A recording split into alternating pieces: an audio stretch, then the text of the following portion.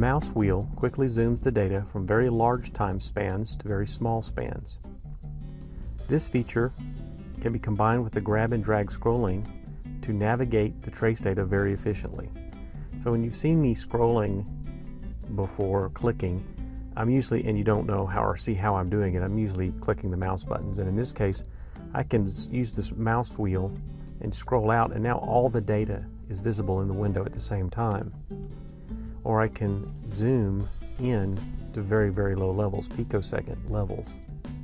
If you want to navigate the trace data quickly using the mouse wheel, you simply zoom out and then scroll to where you want to see, and then you can click a marker, and you can then click on the marker's line icon on the scroll bar. I can jump to this one and then zoom in very quickly and look at that, and then I can scroll all the way back out and scroll to the next packet, or I can click on that marker and then zoom in. So if you want to move large areas of the trace data, yes, you can grab the thumb bar and just scroll through the data, but usually you're going to make very large jumps and it's hard to exactly get where you want to go. But if you zoom out very quickly and then scroll horizontally to where you want to be and then zoom in and zoom back out. Just this one packet here, this one packet of data is very large, but as I zoom out it becomes a very small area on the screen. So I can zoom from the beginning of this packet without using the markers. I can zoom from here all the way out, zoom to the end of it, then zoom back in until I get exactly where I want it. The other big scrolling tip for the waveform window is to use the horizontal scroll bar's next previous transition buttons plus the next previous custom buttons. The next previous transition buttons are invaluable when viewing trace data, which is relatively long periods of inactivity between bursts of data. And this trace is a good example. This is an I2C bus, but many serial buses are also good examples where you have large packets or large times of inactivity in the trace between data bursts. So if I'm down here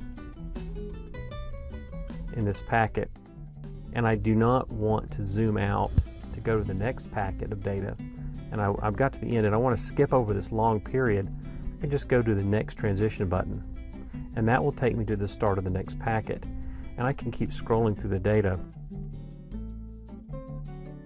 And the thing is, you have to scroll past the packet and then go to the next one, or you can go to the beginning of the packet and then hit the previous transition.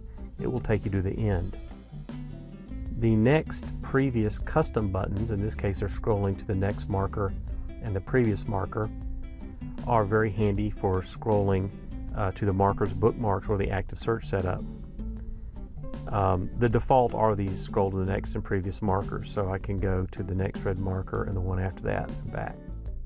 And I can customize it with this center button. This is the customize scroll in the center button, and by clicking this you choose the appearance of the outer button. So now I'm scrolling to the previous and the next search, so it'll search forward or search backwards, or I can scroll to bookmarks. And I can place a bookmark very quickly on the data. Let's place one here. Let's go up to the search menu, add bookmark, or you could press the F4 key if you do this a lot. And let's bring that up where we can read it. And let's put a note in here. This is a bookmark.